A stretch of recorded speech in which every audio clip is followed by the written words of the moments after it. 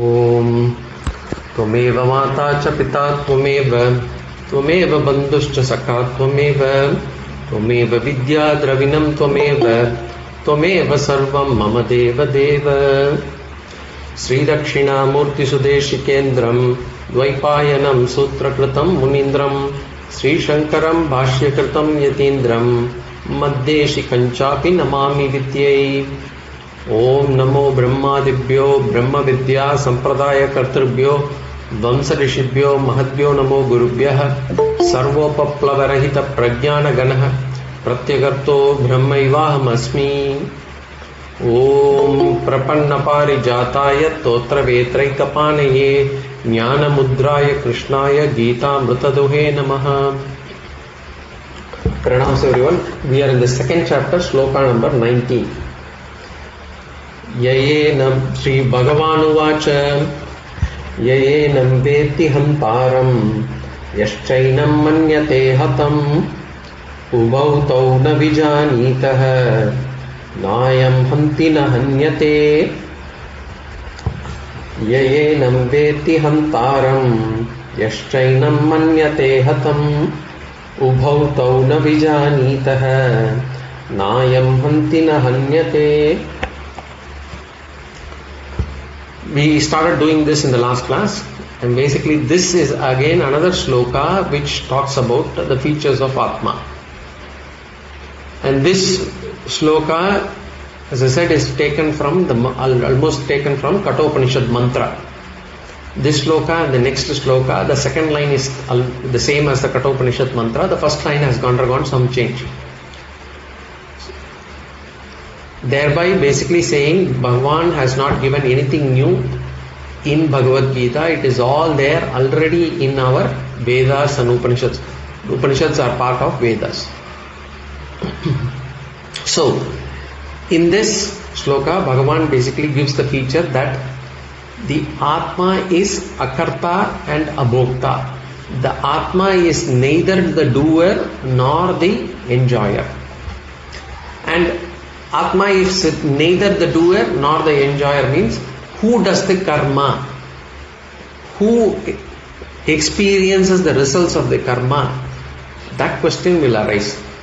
But before that, first we will see about what is this karma. Karma, whenever an action is done, the karma phala, the outcome of the karma is divided into two outcomes. One is drishta phalam and then the adrishta phalam. The drishta phalam is what can be seen, what is evident is drishta phalam. The adrishta phalam can or will be either papa or punya. The adrishta phalam, can we see the adrishta phalam whether it is a papa or punya? The answer is no. That's why it's called as adrishtam. Adrishtam. That cannot be seen is adrishtam.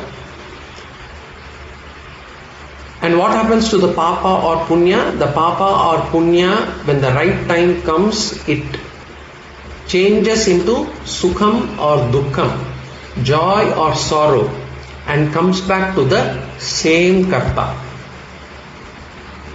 So if today we are experiencing happiness, we are experiencing joy, then we will have to attribute this to the karma phala of whatever action in this life or in previous lives we have done. It comes back to us in the form of happiness. If we are experiencing any sorrow, then it is attributed to one of the actions or one or many of the actions that we have done in the past. So there is nothing that cannot be attributed to either papa or punya. And there is nothing that can be attributed to anyone else in this world. We cannot claim that this person caused me sorrow, this event caused me sorrow. It is all only attributed to oneself. And that is how our Shastras describe joy and sorrow. And in Tamil we say, Teedum Nandrum Pirartara Vara.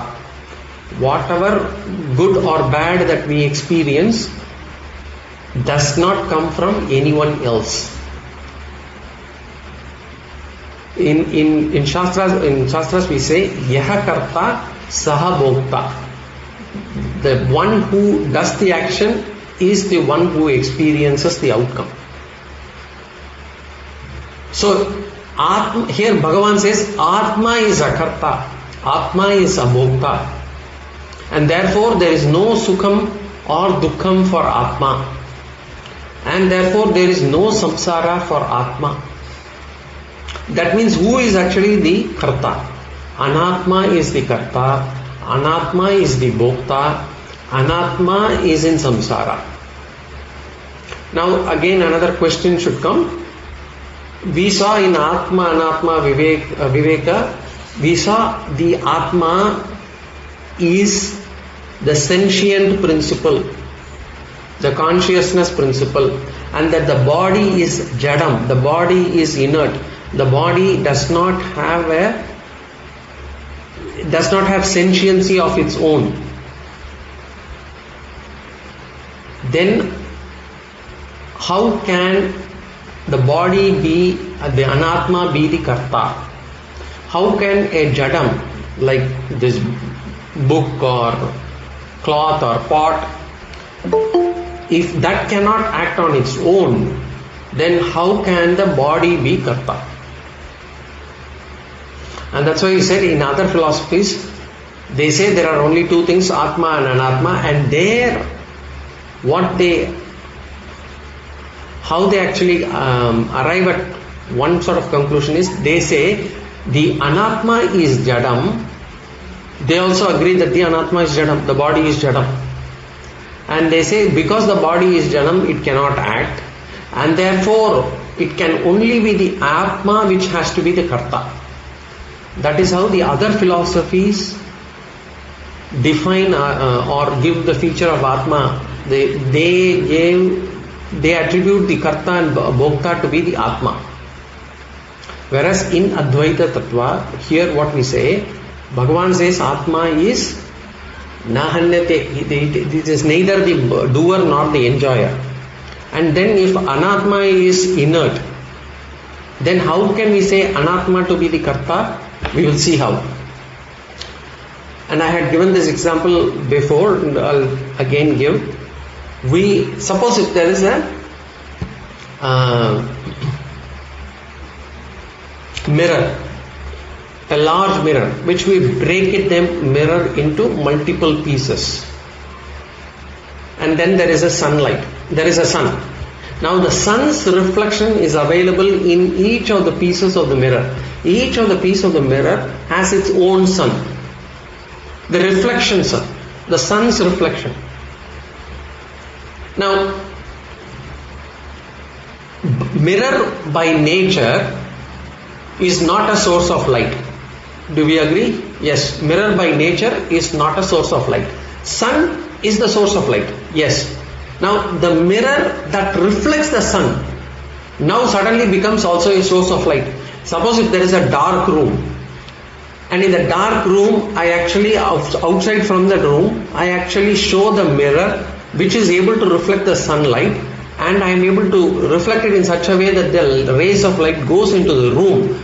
Now the mirror becomes a source of light. So by nature the mirror is not a source of light, but a reflected mirror, a sun reflected mirror becomes a source of light. Basically in the same way, this jadam mind is inert. The body and the mind are inert, but the mind, which is this subtle body, sukshma Shareera, it is able to reflect Atma, and through that reflection, and because of that reflection, the mind is also able to borrow the consciousness principle of Atma. So the mind becomes sentient. If we take any product in this world, there is always an original and a duplicate. In the same manner, Atma also has an original and a duplicate. So there is an original consciousness, Atma, which we already saw that has to be Nityam, Sarvagataha, Ekaha, Nirvikaraha, all those things. It's all pervading. It's a single one. It's not multiple. It is eternal.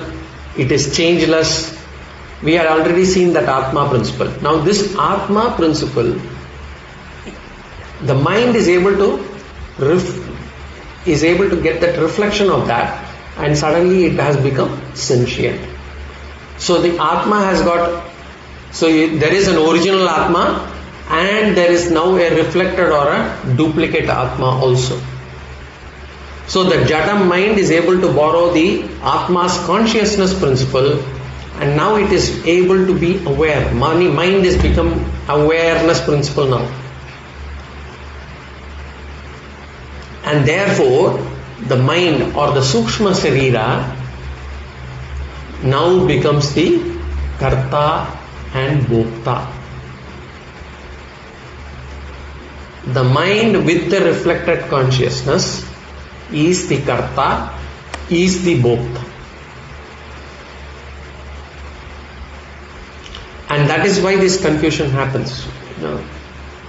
If the mind is not able to reflect the consciousness, if the mind is only inert, if it is not in a position, say certain things, for example, mirror is able to reflect the sun's light. But if we take, for example, I don't know, a rock or a coal. Now if you show the coal towards the sun, the coal does not become a source of light. It is not able to reflect a block of coal. In the same way, if the mind has not been able to reflect the consciousness principle, then we can say there is no jiva, there is no samsara. But mind has such power.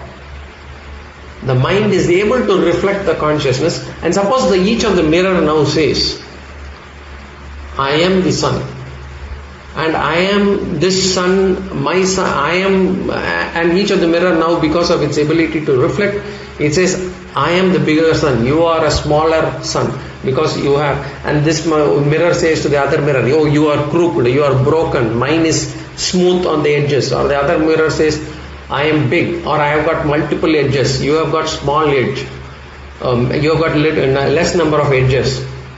So the mirror now talking to each other. And that is what has happened in the case of jiva. Each jiva now, with the help of this mind which has got the reflected consciousness, now claims to be the self, claims to be I. That's why the ahankara comes up. Ahankara means the self-identification, I. So the reflection thinks that it is I, and it starts acting, and therefore it also experiences the karma phala. And that is what Bhagavan is saying here. Bhagavan is, and how does Bhagavan explains this? Bhagavan explains this concept through an action. He gives an example of an action. And he has to just say, Atma is neither the doer nor the enjoyer. So, Atma neither acts nor experiences the result of the act. And what sort of action example Bhagavan gives? Remember, Bhagavan and Arjuna are in Yuddha Bhumi, Rana Bhumi. What happens there? Killing. And therefore, Bhagavan takes the example of killing and being killed as examples. These are relevant examples in that context. And what does Bhagavan say? Atma does not kill anyone. Atma does not get killed by anyone. And Bhagavan does not say this even in a straightforward manner. He says, He who thinks Atma is the killer and he who thinks that the Atma has been killed, these two do not understand Atma. That is how he gives the sloka here. He says the one who thinks that the Atma is the killer or the one who thinks that the Atma is getting killed, both of them do not understand Atma. And in the first line when Bhagavan says Atma does not kill, it means Atma is not the karta. It cannot perform actions. Killing is an action. So when he says Atma does not kill, it means Atma does not kill, does not eat, does not speak, does not do any action, does not walk. Atma cannot perform actions. And in the second line when Bhagavan says Atma does not get killed, it means Atma cannot experience any outcome of any action. Therefore, Atma is akarta, abhokta. Now we will go into the sloka. You see, yayenam veti hantaram yaschainam manyate hatam. Yaha veti. Yaha veti. Yaha veti means the one who considers. Veti means considers. What does he consider? Yenam. Yenam means the self. He who considers the self, what does he consider the self to be? Yayenam veti hantaram. Hantaram means to be a killer. So the one who considers the self to be a killer. Yaha veti yenam hantaram. The one who considers Atma to be a killer. So basically he is saying, the first line the wrong statement is given, the second line, in the second line he will clarify as saying that these people do not understand Atma. So here when we say the one who considers Atma to be the killer, we will have to replace it with any action. The one who considers Atma to be the doer. The one who considers Atma to be the karta. So the one who considers Atma to be karta, the second part of the first line, yaschainam manyate hatam. Yaschainam, sa yaha, sa yaha, cha yaha means and the one, manyate, who considers, manyate means who considers, yenam, again yenam means Atma, hatam means to be killed. So cha yaha manyate yenam hatam, the one who considers Atma to be killed.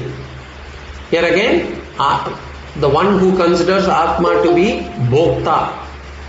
The one who considers Atma to be bhokta, now what happens to them, both of them? Ubhautau na vijanitaha nayam hantina hanyate. Ubhautau means both of them. Who are the both of them? The one who considers Atma to be karta or the one who considers Atma to be the bhokta. Ubhautau. Na vijanitaha. Na vijanitaha means they do not know. Vijanitaha means no. Na vijanitaha means do not know. What do they not know? Na ayam hanti na hanyate. Rather, ayam na hanti na hanyate. Ayam na hanti na hanyate. The na we'll have to put it after ayam. Ayam na hanti na hanyate. Ayam means this self, Atma. Na hanti, does not kill. Na hanyate, nor is it killed. So both of them do not know that this Atma does not kill nor is it killed. Or in other words, both of them do not know that Atma is akarta and abhokta. So who is the karta? Who is the bhokta then? Obviously we are acting. Now who is the one which is acting? Who is the one who is experiencing the results of the action? It is anatma. And what about the atma then? Atma is like the sakshi. Sakshi means what? Witness principle. Atma is a witness principle. We'll give an example. The first example is space. Now, the space has accommodated all of us. The space is everywhere. Without space, we cannot sit anywhere. And space is there everywhere. Space is not involved, but space is not involved in any of our actions. For example, space is here. I am here, you are there. In both places, space is there. But space is not the teacher. Space is not the student. Space is not this laptop. Space is not this pen, book. Space, it is there as a witness but never participates in any action. But without space, no action is also possible. So we can consider Atma to be like space. It is not space. Like space. Akashavat. Akashavat. Akashavat means space-like.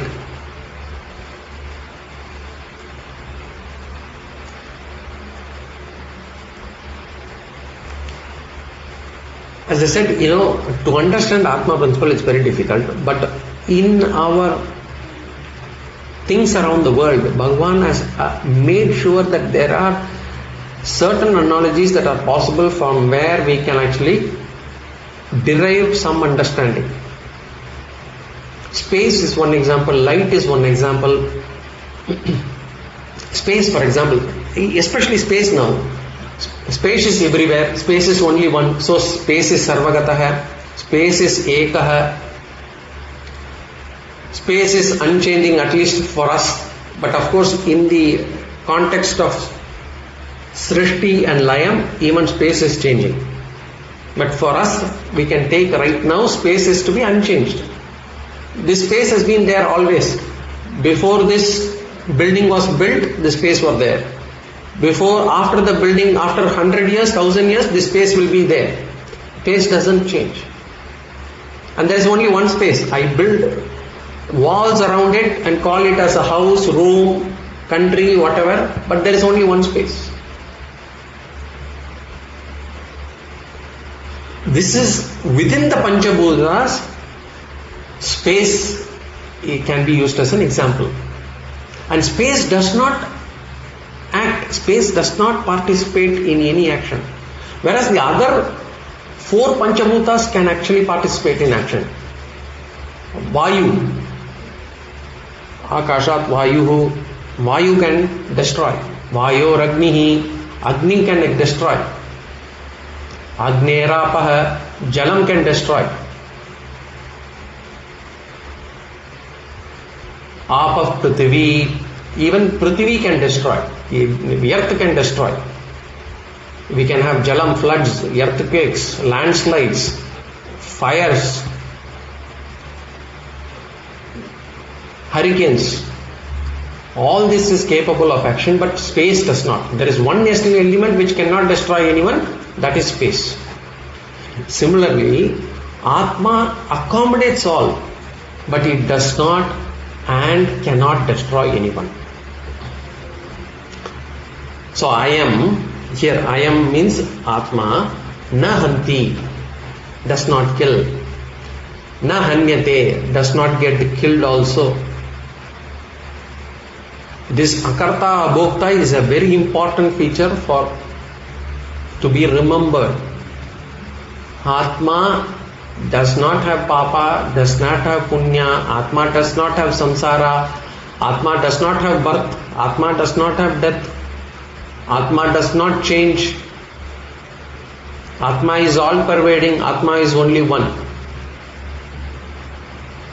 And this Knowledge is very significant. Throughout the Gita we have to remember this. And it will be brought out every now and then, these features of Atma. The second example that we can give is, as I said, space. The other example that we can give is light.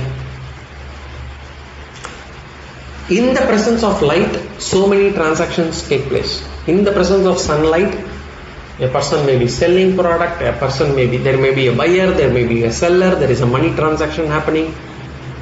But in all the transactions that take place in the light is not a participant.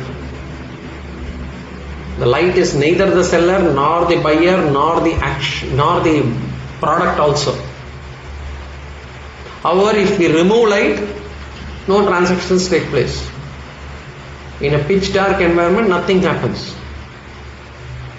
So, like space, like light, akashavat, prakashavat, like space, like light, Atma's presence is required for all transactions, but Atma itself is not involved in any transaction. Now we'll give the third example. Now this is more relevant for today's world. The other two is relevant across throughout any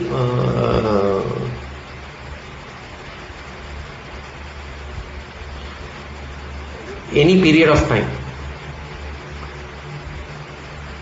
Third example is basically, if you go to the cinema screen, you go to the cinema screen, on the screen, all the transactions take place.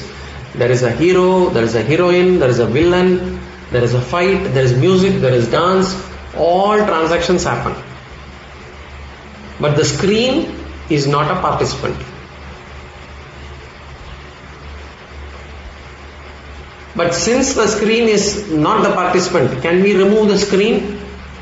No, if the screen is removed, no picture can happen. Similarly, Atma is uninvolved. There is fire there, there is water there, there is a lot of emotions there. A lot of things happen during the movie. The screen itself does not get affected. The screen does not get burnt by the fire that is shown in the movie. The screen does not get flooded when the water comes. Because of some emotion, the screen does not cry. The screen is unaffected. But without screen, nothing happens.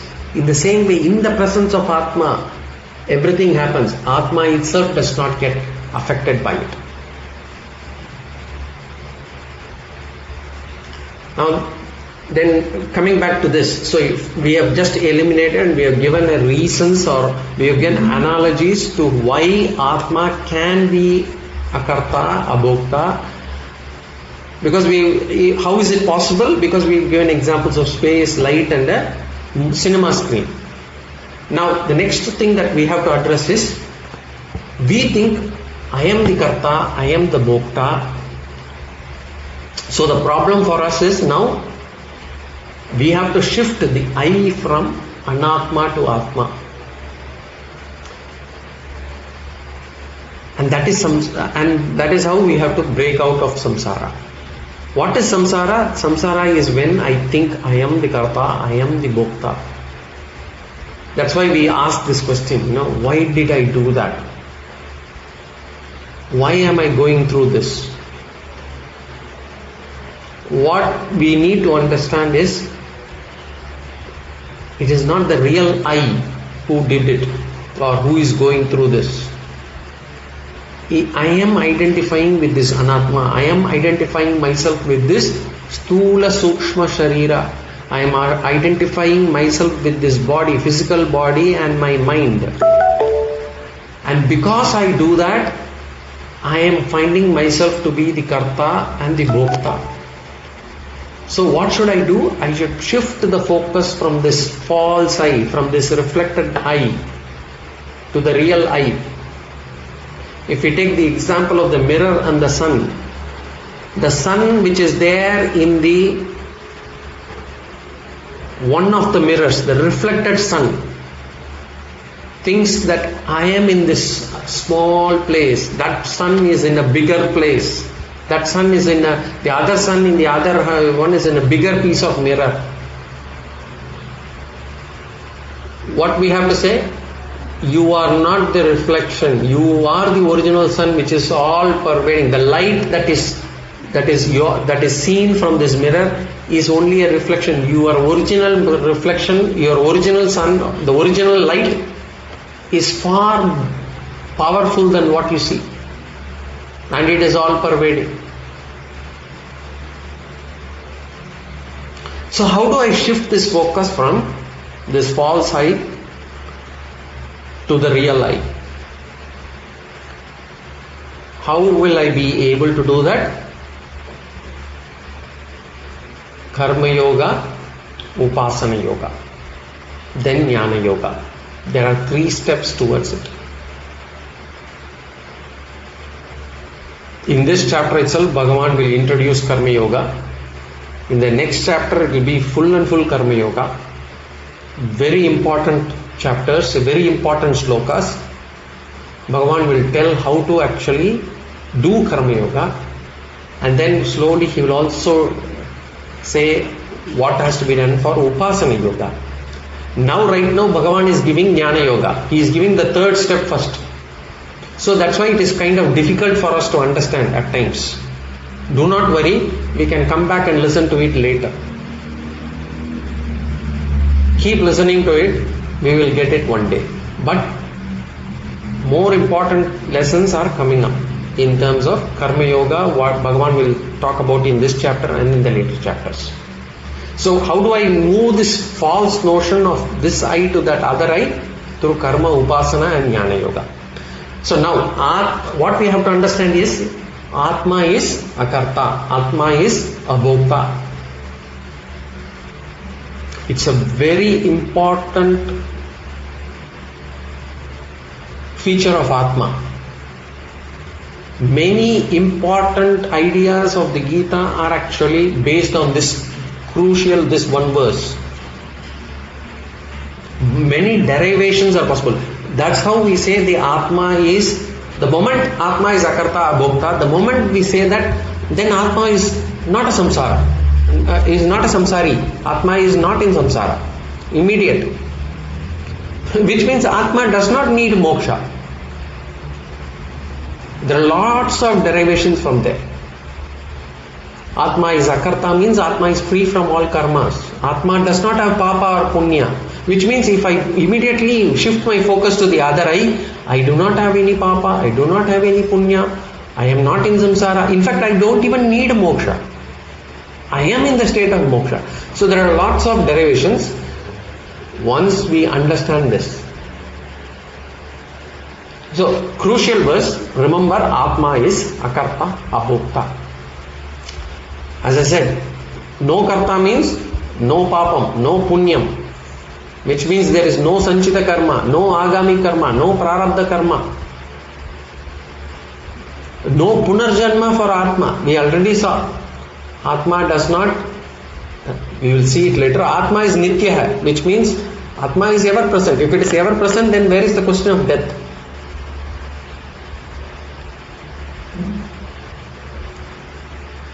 If there is no death, where is the question of rebirth? So Atma does not have any janma. Atma does not have any karma. Atma is free from all. Then the question comes, then if Atma does not have any of this, and I am Atma, why are we doing all these karmas? Why are we doing all these rituals, shraddhams, tarpanams, all these pujas, all these karyams that we are doing, for whom? The answer is, they are all meant for sukshma shareera, the mind. The sukshma shareera, the mind travels from place to place. The mind takes one body to another body. The mind requires karma. The mind needs rituals. The body needs rituals. The sukshma shareera, the mind, it takes punarjanma, as in it takes another body. And therefore, from that standpoint, from a Sukshma Shareera standpoint, all the Shradhams, Tarpanams are all needed. Once a person has identified him to be the Atma, once he has identified him to be the higher I, then there is no karma needed. For that person, there is no need for family, there is no need for Shraddham, there is no need for Tarpanam. That person can do anything. He is free from all rituals. He does not need to do Sandhya Vandana, he need not even worship Ishvara, there is no bhakti needed for him. He doesn't need Shraddha, he doesn't need any of the qualifications we talked about, Viveka, Vaira, he is already beyond that.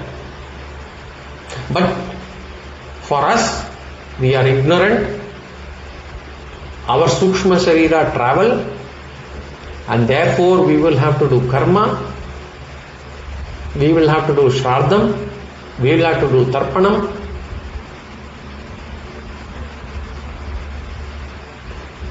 But for Jnanis, there isn't any. That's why, for Jnanis we have this Samaradhana day. We say Aradhana. Any Jnani, when they take a Samadhi, most of the sannyasis also, because we consider sannyasis to be Jnanis, whether they are there or not, we take them as Aradhana. So in an Aradhana, we just remember the Mahatma. We don't do any Shraddham or Tarpanam for those Mahatmas. Because we believe that there is no Punarjanma for the Atma there. So there are lots of corollaries from this. So important feature. Akarta, abhokta. Straight from Upanishad. Straight from Kathopanishad. The next sloka is also from Kathopanishad. Before I go to the next sloka, Ashish ji, you had a question that we said we will discuss today in this class. Do you want to repeat? Or is the question still relevant, valid now? Actually, it has slipped my mind honestly, Guruji. No problem. When you remember, we will discuss that again. I will go through the previous class recording and remember. Sure. Maybe I will just recollect. I don't know whether it is. The question that you had was if all the philosophies, whether bhakti or karma marg, bhakti marg, can all go to the same destination. Is that what you were attributing, isn't it? Something of those I started off with that. Now I remember that part. Okay, I just want to clarify there. Bhakti, karma yoga, bhakti yoga,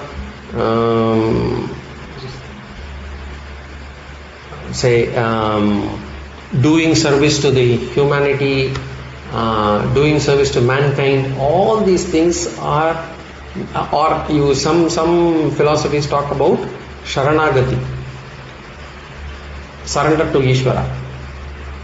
All these are all valid steps, but they will not give moksha according to Advaita. Moksha in Advaita means being free from samsara, which means it is something that has to be attained in this life, in this janma, as I am living. Moksha is not something that I can or look forward to after my death. In most of the other philosophies, moksha is something that I get after my death. I go to Vaikunta or I go to Kailasa, I attain Paramapada or something like that. That is considered as moksha, and moksha is something that the person or the jiva gets after the death of the body. And the way to get moksha is also different. For them it is Sharanagati, some people say Sharanagati, some people say Bhakti, some people say it doesn't matter, Bhagavan will give you at the time he thinks will be the right time for you. Whereas in Advaita we say moksha is something to attain or get in this life, and the moksha, attaining moksha means getting the jnana.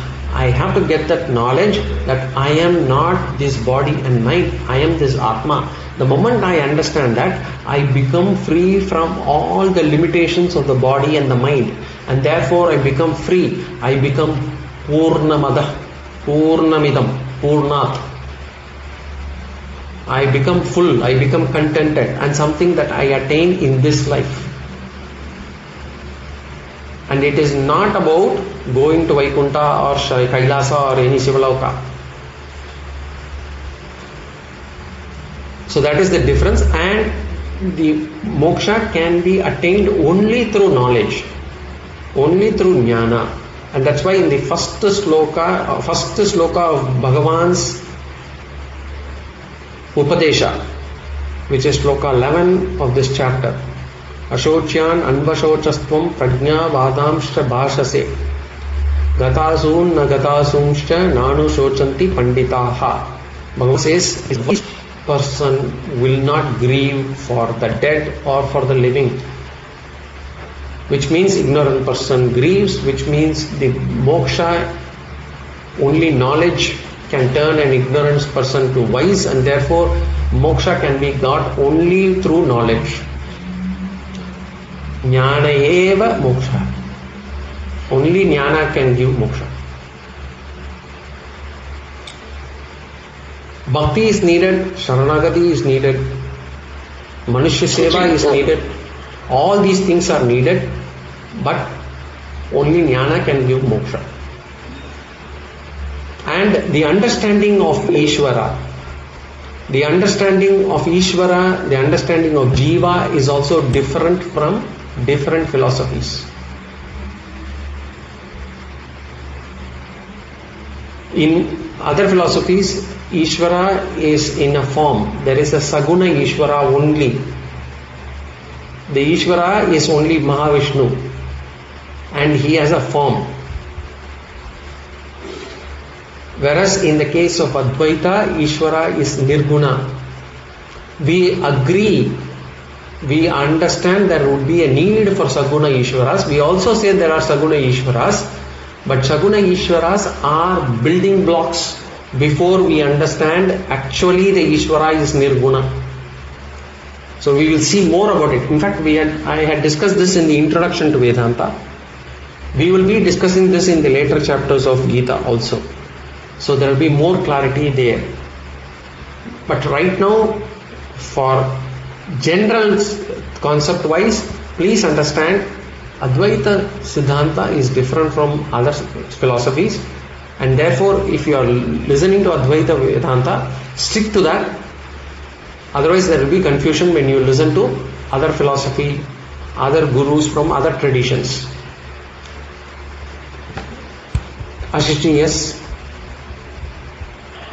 Yeah, I think I remember the crux of the question. I think what I wanted to ask was, I remember the discussion we had was that moksha is obviously the seat of that jnana, that knowledge, and there are paths to reach that level wherein then you get the jnana and you achieve moksha. What I'm trying to understand is this jnana, the knowledge of that at which level really becomes jnana. Because for example, this aham brahmasmi is something we listen and we understand, okay, this is what it means. But that is just probably within our karmendriya. We are just getting at the outer level only, that okay, this is what is jnana. Unless and until it seeps through and goes into the deeper recesses of our own existence. Is that where we call that, okay, I have achieved the jnana? Or I won't even say that because I've really understood what is it. Yeah, good question. So the question is basically, I can understand aham brahmasmi, but is that good enough for the knowledge to say that now I have become mukta purusha? The example that we often give is, we are now in the stage where we are reading things. Suppose if I read a cooking book and then I say, this is how I need to cook. Is that good enough for me to cook? Maybe not. I cannot cook unless I actually do it and I am able to do it.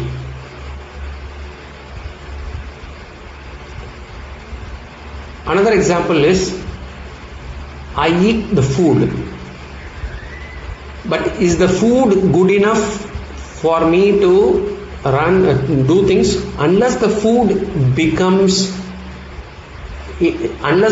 that is able to, the body converts this food into nourishment, it is able to break down into vitamins, minerals and whatever it's needed for my body, the food is of no use. In the same way, this knowledge has to go into my subconscious mind. It has to get reflected in every action I do, in every transaction I make. I should be able to understand, I should be able to know at the subconscious level that I am not this body and mind, I am the Atma. If I am able to get to that level only, the knowledge is working, or the knowledge is good enough for me to claim that I am Atma. And then until that time, this is a third party knowledge. I know there is Atma, and you say I am the Atma, but I am not able to experience the feeling, or I am not able to come out of the experience that I am this not this body and mind. As long as I am able to only identify myself with this body and mind, this knowledge has not gone through. So that is how we actually say. But is it possible to actually feel this, have this experience that I am not this body and mind? I can come out of it and actually feel that I am this Atma. Yes, it is possible. So do I need to meditate to get that? No. Meditation does not give you that knowledge. Knowledge, how do I get it? Only by reading. But reading does not give me that knowledge. Oh, that means you are not qualified. Oh, what is qualification? We already spoke about that before we started this 11th Gita Upadesha. We saw that. What are the fourfold qualifications? Viveka, Vairagya, Mumukshutvam and Shatta Sampatti. So I have to be qualified for me to get this knowledge. Suppose it's like, okay, Aham Brahmasmi. It's a single word, but it is a single sentence. But for that to actually go in, I need to get qualified. It's just like, somebody, for them to understand E is equal to MC square, a 5th standard student will not be able to understand that. But suppose if somebody has actually done PhD in whatever, some person can able to immediately understand that statement E is equal to MC square now. That's because they are qualified. And for us, we are in the 5th standard stage. We are at least not in the LKG. We are now attending Gita class. We have this liking for this subject. We are able to relate to what is being said. And that itself is a big difference from the rest of the world. So we are in this path. We will get there. We just need to focus on the sadhanas that need to be done on a daily basis for us to get to that stage where we can understand E is equal to MC square, and the sadhanas are given in the Bhagavad Gita itself. As I said, Karma Yoga is explained in this chapter and in the next chapter. So we will get lots of inputs on what we need to do on a daily basis. We just practice this. Even in these slokas, we tell about what are the small changes that we can bring to our daily routines, in your daily attitude towards daily transactions, when we deal with other people, when we deal with situations at home. We saw even in what? Sloka 14 and 15.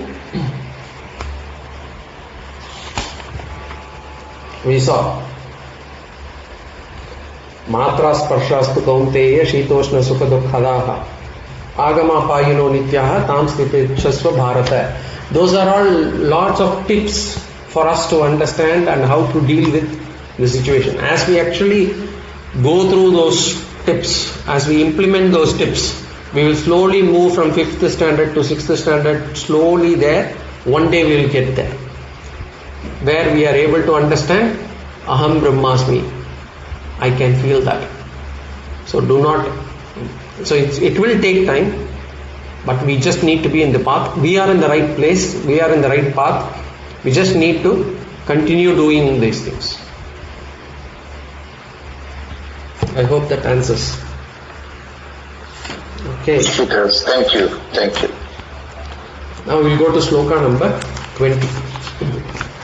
Again, another important sloka taken from Kathopanishad. Kathopanishad.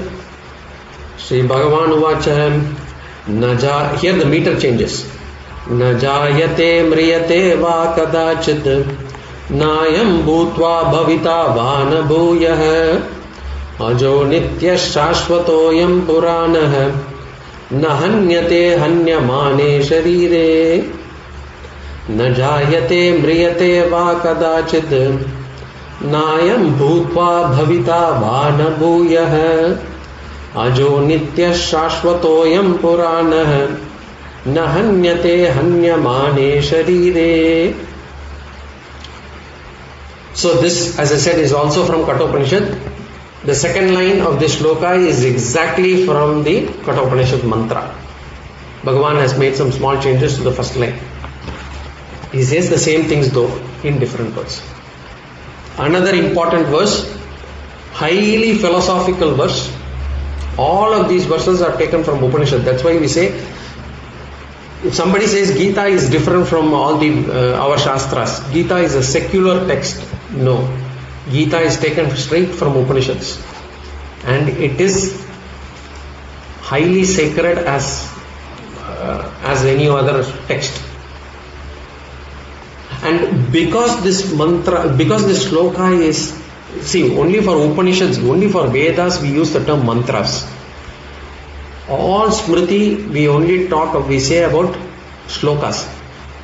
Whenever we say mantra, only Vedas we have used the word mantra.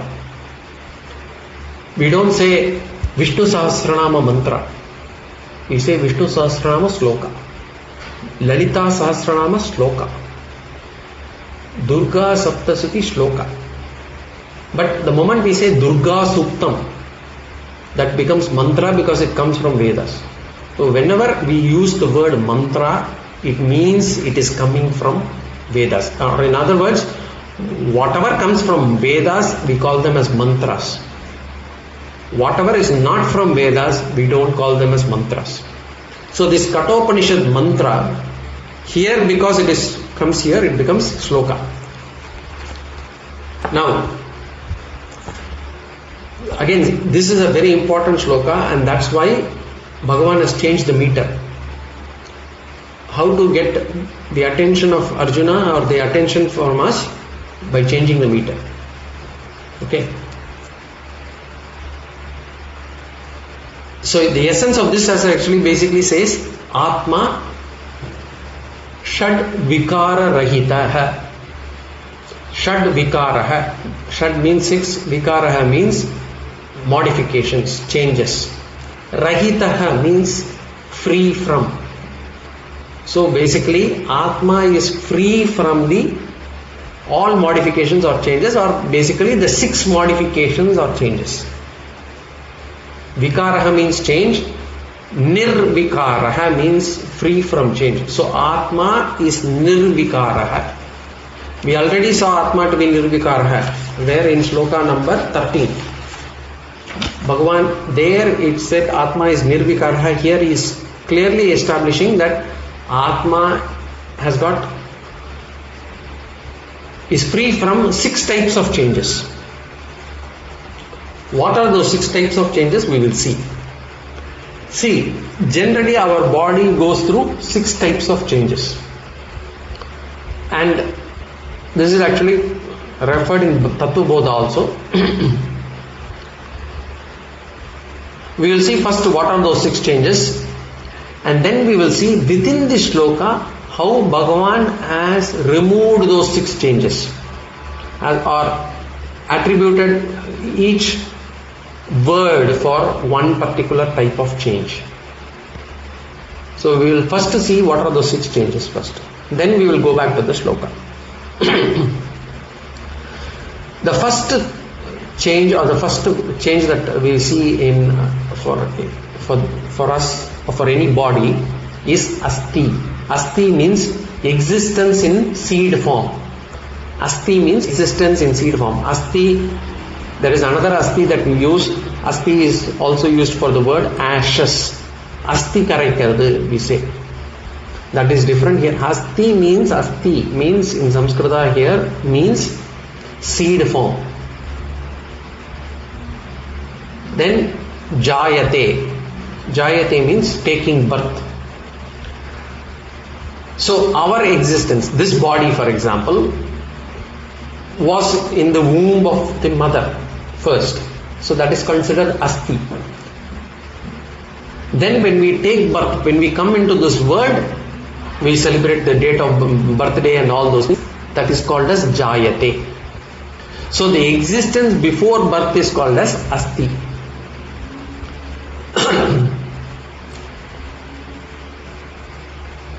And when I say existence before birth, remember this existence should not be considered confused with the other. You remember? We talked about another existence in Sloka 16. Sloka 16 we talked about nasato vidyate bhavaha nabhavo vidyate satah ubayoropi drishtontah tvanayos tattva darshinihi. We talked about sat, asat, existence. There is no non-existence for the unreal. We talked about that existence. That sat existence is different. Here we talk about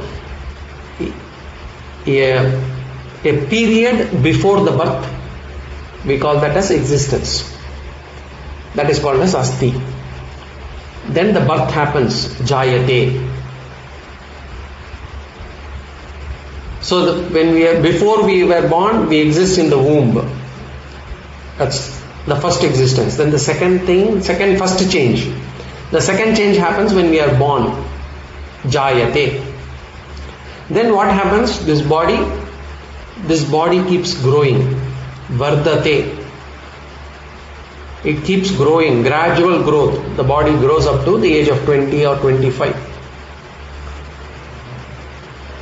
Everything, the body, the limbs grow, the legs grow, all these things grow.